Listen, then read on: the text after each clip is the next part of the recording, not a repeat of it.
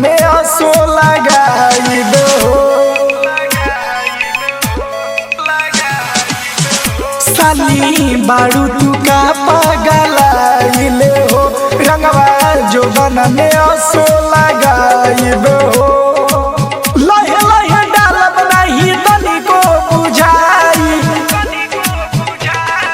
डालब रंगवा जो बना में तो लहंगा तो ले जाई। डालब रंगवा जो बना में तो लहंगा तो ले जाई।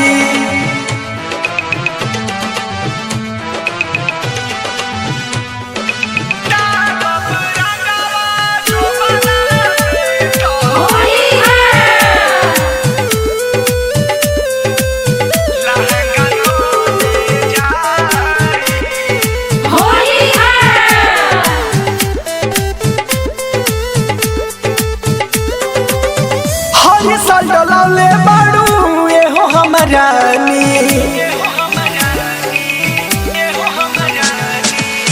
हर साल डोलावले बाड़ू ये हो हमरानी। तीनों साल हम ही डालब सच कहतानी।